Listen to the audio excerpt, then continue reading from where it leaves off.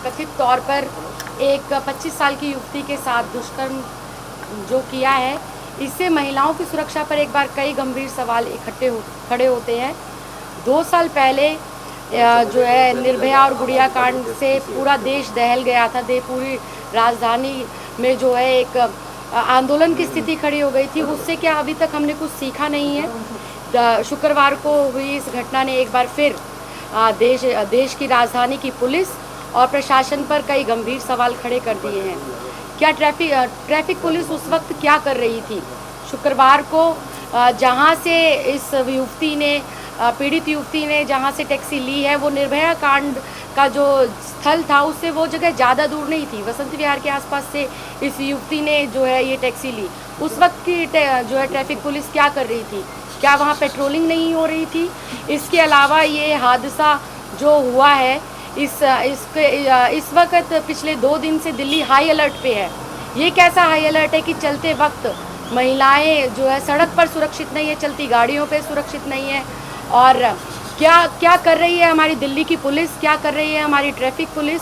इसके अलावा जो पिछले 2 साल पहले जो निर्भया का और गुड़िया का कांड हुआ था, उस पर बहुत चीख के लोगों ने बोला था, बहुत बुद्धिजीवियों ने बोला था कि महिलाओं को ऐसी सुरक्षा मिलनी चाहिए। रात को चलते वक्त हाई अलर्ट पर पुलिस को सख्त इंस्ट्रक्शंस दिए गए थे। लेकिन ये सवाल मुझे लगता है बंद बस्ते में धरे के धरे रह गई।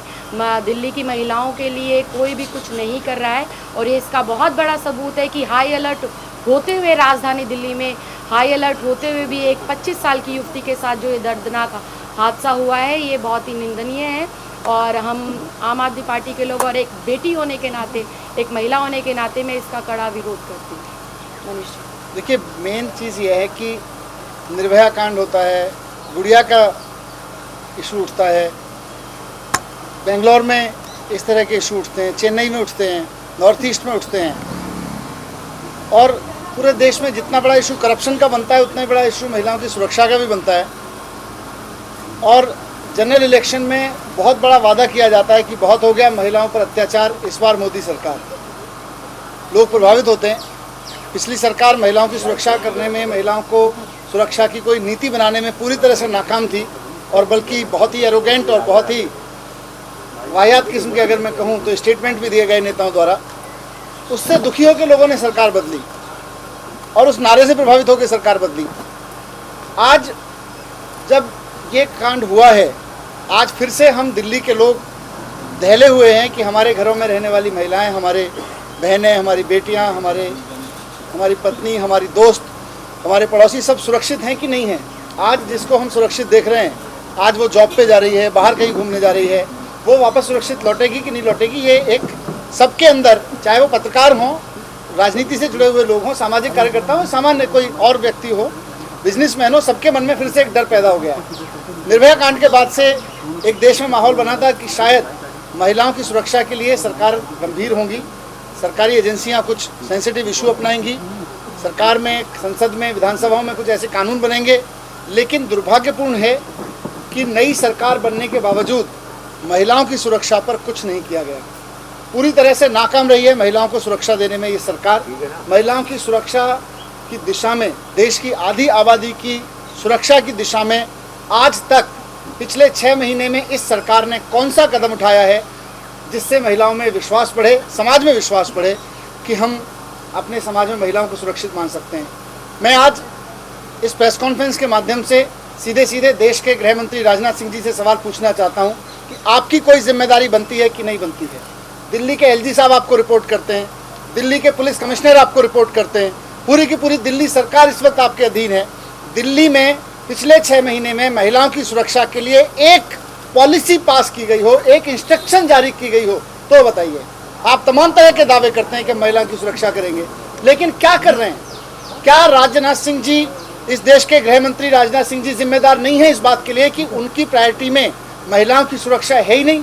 देश की राजधानी में जिस दिल्ली पुलिस को राजनाथ सिंह जी हेड कर रहे हैं, उसकी जिम्मेदारी है कि दिल्ली में बसें, दिल्ली में टैक्सीज, दिल्ली में जितने भी पब्लिक ट्रांसपोर्ट के सिस्टम हैं, वो रेगुलेट होकर चलें। हमने निर्भया के कांड में हमने देखा था कि एक बस तमाम नियम कायदे कानूनों को रख के, ताक पे रख के चलाई जाती थी और तमाम ऐसी बसें चलाई जाती थी। आज हम फिर से देख रहे हैं कि एक टैक्सी तमाम नियम कायदे कानूनों को ताक पे रख के चलाई जा रही है। कैसे उसके साथ समझौते हो गए, कैसे उस ऑपरेटर को दिल्ली में ऑपरेशन करने की इजाज़त दे दी गई, कैसे वो टैक्सी बिना जीपीएस के, बिना ड्राइवर के, किसी लाइसेंस के या बिना उसके वेरिफिकेशन के कैसे वो दिल्ली में ऑपरेट कर रही थी। क्या इसके लिए गृह मंत्री किसी को जिम्मेदार ठहराएंगे कि नहीं ठहराएंगे? क्या हम सिर्फ भाषणों में ये कह के नैतिकता की दुहाई दे के कि समाज को महिलाओं के प्रति अपना नज़रिया बदलना पड़ेगा, सोच बदलनी पड़ेगी, ये कहेंगे और उसके बाद फिर से बैठ जाएंगे किसी एक और निर्भया के पीड़ित होने के इंतजार में, किसी एक और गुड़िया के पीड़ित होने के इंतजार में, या अपनी इस पॉलिसी में किसी के हेड रोल की बात करेंगे? आज मैं मांग करता हूं कि किसी ना किसी की तो जिम्मेदारी तय होनी चाहिए। कैसे दिल्ली में सार्वजनिक परिवहन व्यवस्थाओं में एक टैक्सी इस तरह से ऑपरेट कर पा रही है कि उसके ड्राइवर को लाइसेंस तक नहीं है, और वो कैसे ऑपरेट कर रही है? क्या दिल्ली पुलिस में, दिल्ली ट्रैफिक पुलिस में, या मैं कहता हूँ गृह मंत्री खुद इसकी जिम्मेदारी लेंगे? कैसे ये हो रहा है? कौन इसके लिए जिम्मेदार है? हम सिर्फ इस घटना पर अफसोस व्यक्त करें, मीडिया इसको 2 दिन तक खबर बना के चलाए, कुछ लोग आंदोलन करें, वापस हम लोग अपने अपने घरों में बैठ जाएं, अपने अपने काम करने लगें, वापस कोई गुड़िया कांड होगा, वापस कोई बेंगलोर का कांड होगा।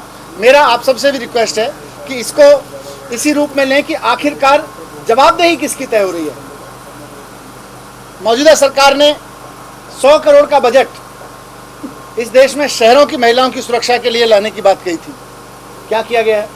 उस 100 करोड़ से क्या किया जा रहा है? निर्भया फंड का क्या हुआ? और सबसे बड़ी बात कि हमारे देश में वीआईपीज की सुरक्षा पे 450 करोड़ रुपए खर्च होंगे, और देश में शहरों में रहने वाली, मैं तो कह रहा हूँ गाँव में और शहरों में अंतर मत कर दीजिए, हर जगह महिला खतरे में। महिलाओं की सुरक्षा पर सिर्फ 100 करोड़ का बजट आप खर्च करेंगे, वो भी सिर्फ बजट में रख के बैठ जाएंगे। वीआईपीज के सामने तो हमने नहीं देखा कि आजकल पुलिस हट गई हो, आजकल उनकी सिक्योरिटी कम हो गई हो, वीआईपीज की सिक्योरिटी बढ़ती जा रही है, लेकिन महिलाओं की सुरक्षा के नाम पे जो 100 करोड़ का खर्च हुआ, वो उसका क्या हुआ? एक कंपनी, अडानी जैसी कंपनी को अगर कुछ समस्या आती है तो उसको आनंद फानन में 6000 करोड़ रुपए सरकार उपलब्ध करवा देती है, लेकिन पूरे देश की महिलाओं पे खतरा आया हुआ है। हमारी बहनें, हमारी बेटियां, हमारे घर की महिलाएं, हमारे परिवारों की महिलाएं बाहर निकलने से डरेंगी, तो क्या ये खतरा नहीं है? इसके लिए सरकार कुछ करेगी कि नहीं करेगी? मैं ये सवाल सीधे गृह मंत्री राजनाथ सिंह के सामने रखना चाहता हूं प्रेस कॉन्फ्रेंस के माध्यम से। उनको जवाब देना चाहिए कि आखिरकार पिछले 6 महीने में उन्होंने कुछ क्यों नहीं किया, एक भी इंस्ट्रक्शन, एक भी आदेश पारित क्यों नहीं हुआ इस बारे में।